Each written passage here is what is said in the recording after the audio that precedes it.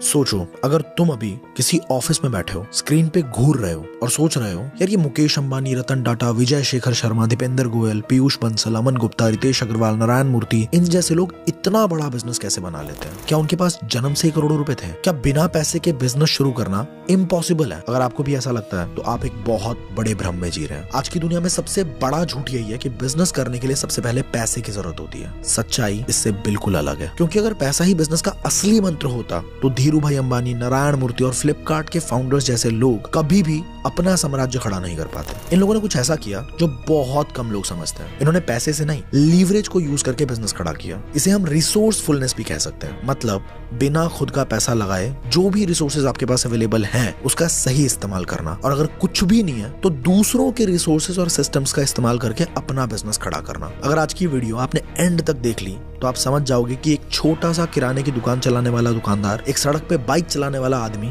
या एक छोटी सी चाय की टपरी चलाने वाला आम इंसान, ये सब लोग एक दिन 100 करोड़ का बिजनेस खड़ा कर सकते हैं। और ये कोई फिल्मी कहानी नहीं, बल्कि एक ऐसा सीक्रेट फॉर्मूला है जो हर एक सक्सेसफुल इंडियन एंटरप्रेन्योर ने फॉलो किया है। और सबसे बड़ी बात, ये फॉर्मूला कोई भी यूज कर सकता है बिना एक भी पैसा लगाए। मैं आपको वो छुपे हुए सीक्रेट्स बताने वाला हूँ जो दुनिया के सबसे अमीर लोग जानते हैं। और साथ ही एंड में मैं आपको 4 सिंपल और एक्शनेबल स्टेप्स भी बताऊंगा जिसे यूज करके कोई भी इंसान अपना बिजनेस बहुत तेजी से करोड़ों में लेके जा सकता है। ज्यादातर लोग यही सोचते हैं, मुझे पहले पैसे चाहिए तभी मैं बिजनेस शुरू कर सकता हूँ। लेकिन सच ये है कि अगर आप पैसा लेकर भी बिजनेस शुरू करोगे और अगर आपके पास सही स्ट्रैटेजी नहीं होगी तो आप इसे बहुत जल्दी डुबा दोगे। पर बिना खुद के पैसे लगाए, बिना खुद का रिस्क उठाए, अगर आप सिर्फ एक सही स्ट्रैटेजी के साथ काम करते हो तो आप अपना बिजनेस बहुत तेजी से स्केल कर सकते हो। कैसे? इस बात को अच्छे से समझने के लिए हमें कुछ नामचीन लोगों की जिंदगी में झांकना पड़ेगा जिन्होंने जीरो से शुरू करके अरबों का साम्राज्य खड़ा कर दिया, और वो भी लीवरेज और रिसोर्सफुलनेस को यूज करके। धीरू भाई अंबानी का नाम आज पूरी दुनिया जानती है, लेकिन क्या आपको पता है कि उनकी शुरुआत कैसी थी? 1950 के दशक में धीरू भाई अंबानी सिर्फ 17 साल के थे जब वो 500 की नौकरी करने यमन चले गए। वहां उन्होंने देखा कि मार्केट में कीमतों का उतार चढ़ाव कैसे होता है और कैसे एक ही प्रोडक्ट अलग अलग जगह पे अलग अलग दामों पर बिकता है। उन्होंने बहुत सिंपल सी लेकिन पावरफुल चीज सीखी जिसको बोलते हैं आर्बिट्रेज।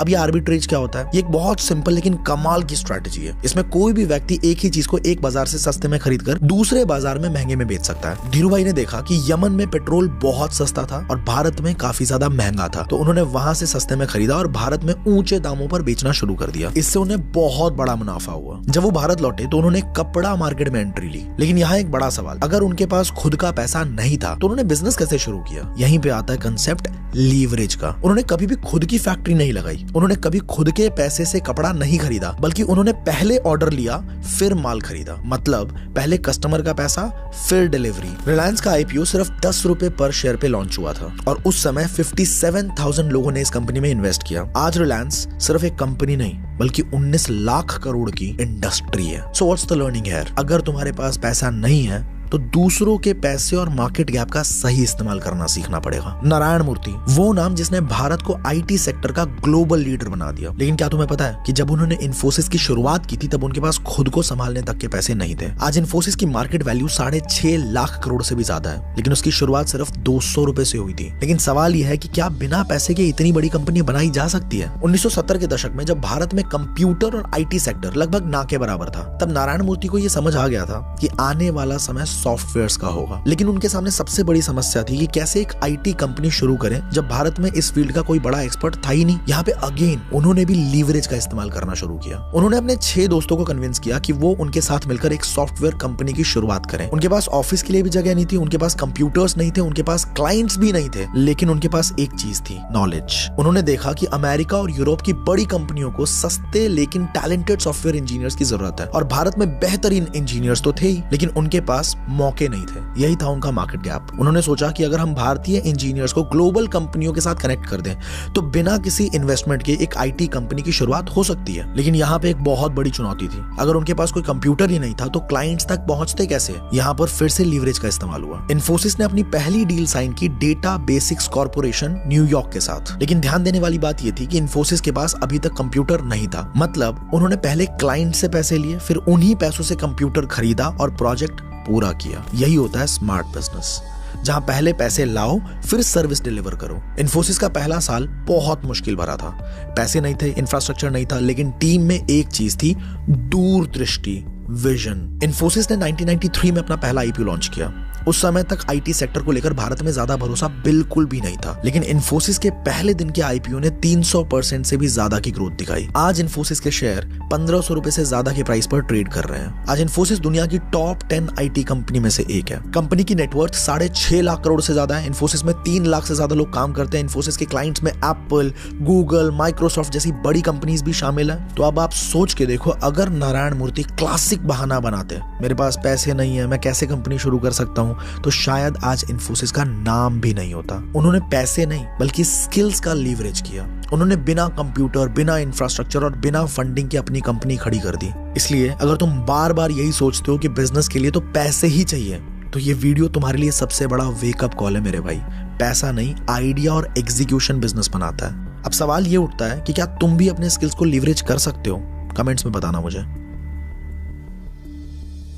साल था 2007 और दो साधारण लड़के सचिन बंसल और बिनी बंसल बैंगलोर में एक छोटे से कमरे में बैठे एक आइडिया प्लान कर रहे थे, जिसने भारत में ई कॉमर्स का पूरा गेम बदल दिया। आज फ्लिपकार्ट की वैल्यू 3 लाख करोड़ से ज्यादा है और ये भारत के सबसे बड़े ऑनलाइन मार्केट प्लेस में से एक है। पर क्या आपको पता है, फ्लिपकार्ट की शुरुआत सिर्फ और सिर्फ 4 लाख रुपए की पूंजी से हुई थी। और सबसे बड़ी बात, फ्लिपकार्ट ने कभी भी शुरुआत में खुद के पैसे से इन्वेंट्री नहीं खरीदी, फिर भी एक $multi-billion कंपनी बनी। कैसे? लीवरेज से। फ्लिपकार्ट की शुरुआत से पहले भारत में ई कॉमर्स लगभग ना के बराबर था। लोग ऑनलाइन खरीदारी पर बिल्कुल भी भरोसा नहीं करते थे। उन्हें डर था कि क्या प्रोडक्ट सही आएगा, अगर डिलीवरी नहीं हुई तो। ऑनलाइन पेमेंट सेफ है भी कि नहीं है, लोगों में बहुत ज्यादा डर था। लेकिन सचिन और बिनी ने एक चीज पर ध्यान दिया, अमेज़न की सफलता पे। दोनों पहले अमेज़न के लिए काम कर चुके थे और उन्होंने वहां से सीख लिया था कि ऑनलाइन रिटेल कैसे काम करता है। यही उनकी सबसे बड़ी ताकत थी, नॉलेज। लेकिन यहां एक सवाल उठता है, अगर उनके पास पैसे नहीं थे तो उन्होंने बिजनेस शुरू कैसे किया? मतलब उन्होंने खुद की कोई इन्वेंट्री खरीदी ही नहीं, उन्होंने लीवरेज किया सप्लायर्स की इन्वेंट्री का। मतलब अगर मेरे पास मेरा स्टॉक रखने के लिए, मेरा सामान रखने के लिए जगह नहीं है, इन्वेंट्री नहीं है, तो क्या फर्क पड़ता है? जिन लोगों ने ऑलरेडी लाखों रुपए लगा रखे हैं और अपना सामान वहां पे रखा हुआ है, क्या मैं उन्हीं के पास और कस्टमर लाने के लिए मेहनत कर सकता हूँ? ये सिंपल सी सोच फ्लिपकार्ट के बहुत बड़े सक्सेस का कारण बनी। फ्लिपकार्ट की शुरुआत सिर्फ एक कैटेगरी किताबों की सेलिंग से हुई थी, लेकिन उन्होंने खुद के पैसे से किताबें कभी खरीदी ही नहीं, बल्कि उन्होंने एक सिंपल स्ट्रैटेजी अपनाई। पहले वेबसाइट पे प्रोडक्ट लिस्ट किया, जब कस्टमर ने ऑर्डर दे दिया तभी उन्होंने सप्लायर से किताब खरीदी और फिर डिलीवरी कर दी। मतलब कस्टमर के पैसे से ही उनका बिजनेस चलना शुरू हो गया। और ये था फ्लिपकार्ट का पहला लीवरेज। बिना एक भी प्रोडक्ट अपने पास स्टोर किए उन्होंने लाखों की बिक्री शुरू कर दी थी। शुरुआत में सबसे बड़ी दिक्कत थी, भारतीय लोग ऑनलाइन पेमेंट करने से डरते थे। फ्लिपकार्ट ने इस प्रॉब्लम को बहुत स्मार्ट तरीके से सॉल्व किया, कैश ऑन डिलीवरी मॉडल को इंट्रोड्यूस करके। ये सच में एक गेम चेंजर मूव था। साल 2010 में फ्लिपकार्ट की 60% से ज्यादा सेल्स कैश ऑन डिलीवरी के जरिए से होने लगी और इस वजह से फ्लिपकार्ट पर लोगों का बहुत ज्यादा भरोसा बढ़ा और लोग ऑनलाइन खरीदारी करने लगे। फ्लिपकार्ट ने 2009 में अपना पहला फंडिंग राउंड उठाया, एक्सेल पार्टनर से $1 मिलियन। लेकिन ध्यान देने वाली बात यह है कि उन्होंने बिना किसी बड़ी फंडिंग के ही करोड़ों में सेल करनी शुरू कर दी थी। टाइगर ग्लोबल और उनके जैसे ही बहुत बड़े इन्वेस्टर्स ने फ्लिपकार्ट में करोड़ों डॉलर्स इन्वेस्ट करने शुरू कर दिए। सिर्फ 2014 में फ्लिपकार्ट ने $1 बिलियन की फंडिंग उठाई, जो उस समय भारत के किसी भी स्टार्टअप के लिए सबसे बड़ी फंडिंग थी। फ्लिपकार्ट इतनी तेजी से ग्रो कर रही थी कि 2018 में वॉलमार्ट ने इसे $16 बिलियन यानी 1,20,000 करोड़ में खरीद लिया। फ्लिपकार्ट की इस खरीद ने इसे भारत का सबसे बड़ा ई कॉमर्स का प्लेटफॉर्म बना दिया। आज फ्लिपकार्ट भारत के 100 मिलियन से ज्यादा ग्राहकों तक पहुंच चुका है। देश भर में 20 लाख से ज्यादा कैटेगरी में प्रोडक्ट्स बेचता है, हर महीने अरबों का रेवेन्यू करता है। अब सोच के देखो, अगर सचिन और बिनी बंसल भी ये सोचते हैं हमें पहले करोड़ों की इन्वेस्टमेंट चाहिए तभी बिजनेस शुरू कर सकते हैं, तो फ्लिपकार्ट कभी बन ही नहीं पाता। ध्यान देने वाली बात यह है कि इन्वेस्टमेंट के बिना तो आप बिजनेस शुरू कर सकते हो, पर नॉलेज के बिना कुछ नहीं हो पाएगा। अपने फील्ड की नॉलेज तो आपको चाहिए ही चाहिए, और ये नॉलेज आती है उस फील्ड में काम करने से, एक्सपीरियंस लेने से। जितना ज्यादा आप किसी काम को समझते हैं, उसे करते हैं, जितनी ज्यादा आपकी प्रैक्टिस होती है, उतना ही आपका एक्सपीरियंस और साथ के साथ आपकी नॉलेज उस इंडस्ट्री में बढ़ती चली जाती है। अब मैं आपको अभी ऐसे 4 सिंपल स्टेप्स देने वाला हूँ, जो अगर आपने सच में फॉलो कर लिए, बड़ी आसानी से अपने बिजनेस को करोड़ों में ले जाओगे और अगले कुछ सालों में इसी वीडियो के कमेंट्स में आके आप थैंक यू भी लिखने वाले हो। Step number 1, problem is your की टू सक्सेस। में से हर एक इंसान प्रॉब्लम से हमेशा बचना चाहता है, दूर रहना चाहता है। पर चलो एक बार जरा प्रॉब्लम को आज एक नए नजरिए से देखते हैं। बिजनेस की सबसे बड़ी गलती क्या होती है? लोग सोचते हैं कि एक अच्छा आइडिया मिल जाए, बस तुरंत करोड़पति बन जाऊंगा। लेकिन आप सोच के देखो जरा, दुनिया के बड़े से बड़े सारे बिजनेसेस किसी एक आइडिया से नहीं, बल्कि किसी एक बड़ी प्रॉब्लम के सोल्यूशन निकालने से बने हैं। जब धीरूभाई अंबानी ने बिजनेस शुरू किया तब उनके पास लाखों करोड़ों नहीं थे। जब नरेश गोयल जेट एयरवेज के मालिक इन्होंने एयरलाइंस इंडस्ट्री में कदम रखा तब उनके पास खुद की एयरलाइंस खरीदने के पैसे नहीं थे। जब फ्लिपकार्ट शुरू हुआ तब बिन्नी बंसल और सचिन बंसल के पास सिर्फ एक लैपटॉप था। क्या इनका आइडिया बहुत यूनिक था क्या? नहीं, लेकिन ये सब लोग सिर्फ एक चीज जानते थे, लोगों की प्रॉब्लम को कैसे सॉल्व करना है। धीरूभाई अंबानी ने कपड़े के बिजनेस में देखा कि इंडियन मिडिल क्लास को सस्ते और टिकाऊ कपड़े चाहिए। उन्होंने अपनी पूरी स्ट्रैटेजी इसी पे बनाई। बिन्नी और सचिन बंसल को पता था कि भारत में लोग किताबें खरीदने के लिए घंटों मार्केट में घूमते हैं। उन्होंने फ्लिपकार्ट इसी मॉडल पे शुरू किया। तो आपका पहला काम क्या है? $1 बिलियन आइडिया सोचना बंद कर दो, प्रॉब्लम को पकड़ो। क्या प्रॉब्लम हो रही है लोगों को आपके आसपास? ऐसी प्रॉब्लम की लिस्ट बनाते चलो जो लाखों करोड़ों लोगों को सच में परेशान कर रही है। एक बार अगर आपने सही प्रॉब्लम को ढूंढ लिया ना तो पैसों की दिक्कत तो आपको बिजनेस शुरू करने से कभी रोक ही नहीं सकती। Step number 2, focus on building your network, not money. अब सवाल आता है कि बिजनेस के लिए पैसा कहां से आएगा? भाई मैं बार बार कह रहा हूं, पैसा नहीं चाहिए, पहले नेटवर्क चाहिए, पहचान चाहिए, ब्रांड चाहिए। क्या आपने कभी सोचा पेटीएम को शुरू करने के लिए विजय शेखर शर्मा के पास कोई बैंक नहीं था, लेकिन फिर भी उन्होंने करोड़ों के पेमेंट सिस्टम को खड़ा कर दिया? क्या जोमैटो के पास खुद के रेस्टोरेंट्स थे? नहीं।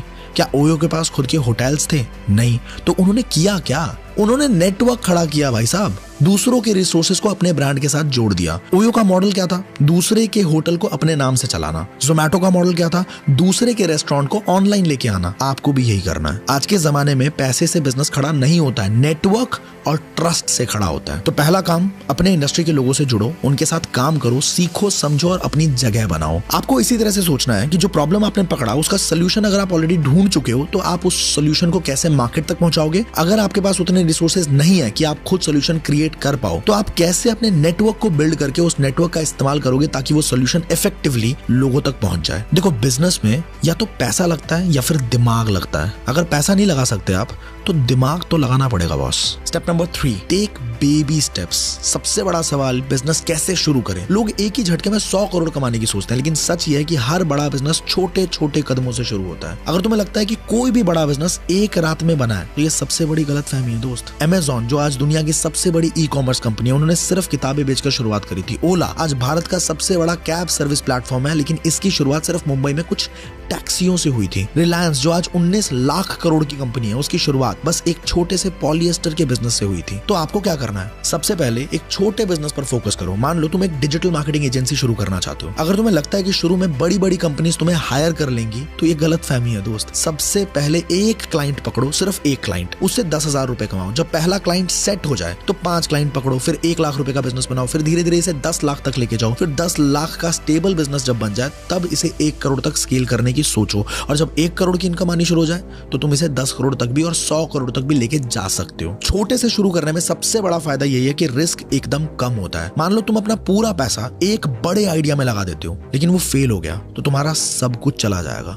लेकिन अगर तुम छोटे से शुरू करोगे तो तुम सीखते रहोगे, गलतियां करोगे, लेकिन नुकसान बड़ा कभी भी नहीं होगा। स्टीव जॉब्स ने भी पहले अपने गराज में बैठकर एप्पल की शुरुआत की थी। धीरूभाई अंबानी भी पहले छोटे छोटे बिजनेस डील्स करके रिलायंस को खड़ा कर रहे थे। अगर वो भी सोचते कि मुझे सीधा 100 करोड़ का बिजनेस चाहिए तो आज वो कहीं नहीं होते। Step number 4, be hungry for knowledge. अक्सर लोग सोचते हैं कि बिजनेस शुरू किया तो सीधा सीईओ की कुर्सी पे बैठूंगा, बड़ी बड़ी गाड़ियों में घूमूंगा और लोग उन्हें बॉस कहकर बुलाएंगे। लेकिन दोस्त, बिजनेस का असली खेल सीखने से शुरू होता है, बॉस बनने से नहीं। बड़ा बिजनेस खड़ा करने के लिए पहले खुद को छोटा बनाना पड़ता है। अगेन हम यहाँ पे धीरूभाई अंबानी का एग्जांपल ले सकते हैं कि पेट्रोल पंप से लेके अरबों का साम्राज्य खड़ा करने वाला इंसान आज भारत के सबसे बड़े बिजनेस आइकन में से एक है। लेकिन उन्होंने क्या सीधा अरबों के बिजनेस से शुरुआत करी थी? नहीं। धीरूभाई अंबानी की पहली नौकरी क्या थी? एक पेट्रोल पंप पे सेल्समैन की। उन्होंने इसे सिर्फ नौकरी नहीं समझा, उन्होंने यहीं से बिजनेस के असली सबक सीखे थे कि कैसे कस्टमर सोचता है, कैसे पेट्रोल के दाम बदलते रहते हैं, कैसे छोटी छोटी बचत से बड़ी पूंजी बनाई जा सकती है। यहीं से उन्होंने बिजनेस की दुनिया में अपना पहला कदम रखा। उन्होंने छोटे से सीखा, बड़े में खेला। रतन टाटा अरबपति होकर भी मजदूरों के साथ रहना सीखा। रतन टाटा का परिवार पहले से बिजनेस में था, लेकिन उन्हें सीधे टाटा ग्रुप का चेयरमैन नहीं बना दिया गया। उनके दादाजी JRD टाटा ने कहा कि अगर तुम टाटा ग्रुप चलाना चाहते हो तो पहले इसे नीचे से समझो। रतन टाटा को टाटा स्टील की फैक्ट्री में भेज दिया गया। उन्होंने वहां मजदूरों के साथ काम किया, धूल धक्कड़ में रहे, लोहे के सामान उठाए, जमीन पर बैठकर खाना खाया, कैसे एक लोहे की छड़ बनती है, कैसे मजदूर 12-12 घंटे मेहनत करते हैं, कैसे ग्राउंड लेवल पर कच्चा माल तैयार होता है। रतन टाटा ने सिर्फ सिर्फ कंपनी के कागज नहीं देखे, कंपनी का असली ग्राउंड वर्क भी समझा। तभी जाकर वो दुनिया के सबसे बड़े बिजनेस लीडर्स में से एक गिने गए। इन्फोसिस के फाउंडर नारायण मूर्ति आज भारत के सबसे बड़े IT बिजनेस लीडर्स हैं। लेकिन क्या आपको पता है कि उनकी पहली सैलरी सिर्फ 1000 रुपए की थी। वो एक इंजीनियर थे, लेकिन उन्होंने सबसे पहले एक छोटी सी नौकरी करी। इसी दौरान उन्होंने सीखा कि कोडिंग कैसे होती है, कैसे बड़ी बड़ी कंपनियां टेक्नोलॉजी में पैसा लगाती हैं, कैसे एक छोटे से आइडिया से बड़ा बिजनेस खड़ा किया जा सकता है। अगर नारायण मूर्ति चाहते तो वो किसी बड़े बिजनेस हाउस में घुसकर अच्छी सैलरी, ऊंची सैलरी वाली नौकरी पकड़ सकते थे, लेकिन उन्होंने भी पहले अपने दिमाग में सीखने की आग जगाई, फिर उसे करोड़ों की कंपनी में बदल दिया। तो फाइनली आज मैंने आपको वो फॉर्मूला दिया जिससे 0 से 10 करोड़ का बिजनेस और 10 करोड़ से 100 करोड़ का बिजनेस खड़ा किया जा सकता है। अब ये आपके ऊपर है कि आप इसे सिर्फ सुनकर भूल जाओगे या इसे अपनी लाइफ में अप्लाई भी करोगे। क्या वाकई में अपना खुद का बिजनेस शुरू करने के लिए तैयार हो? कमेंट में लिखना आई एम रेडी, और मेरे को ये भी बताना कि कौन सा बिजनेस आपको सबसे ज्यादा पसंद है। अगर ये वीडियो आपको पसंद आई है तो इसे लाइक जरूर करना, इससे मुझे बहुत इंस्पिरेशन मिलती है। आप अपने दोस्तों के साथ शेयर भी कर सकते हो ताकि हर एक इंसान जो बिजनेस करना चाहता है उसे एक सही रास्ता मिल पाए। चैनल पे अगर पहली बार आए हो तो सब्सक्राइब करना मत भूलना, ताकि इस तरह की वीडियो जब भी मैं अपलोड करूं आप बिल्कुल भी मिस ना करो। इस तरह की वीडियोस बनाने में, स्क्रिप्टिंग में, शूट में, एडिटिंग में वाकई बहुत ज्यादा एफर्ट्स लगते हैं, तो आप सोच भी नहीं सकते मुझे कितनी खुशी होती है जब आप इस तरह का सपोर्ट दिखाते हो। मैं आपसे मिलूंगा अगली वीडियो के अंदर। और सुनो, अगर आप ये जानना चाहते हो कि कौन से ऐसे एवरग्रीन बिजनेसेस हैं जो कभी बंद हो ही नहीं सकते, बेस्ट बिजनेसेस हैं, और 2025 में एक इंसान बिना पैसों के भी वो बिजनेस शुरू कर सकता है और बहुत ग्रो कर सकता है, राइट वाली वीडियो पे क्लिक कर देना।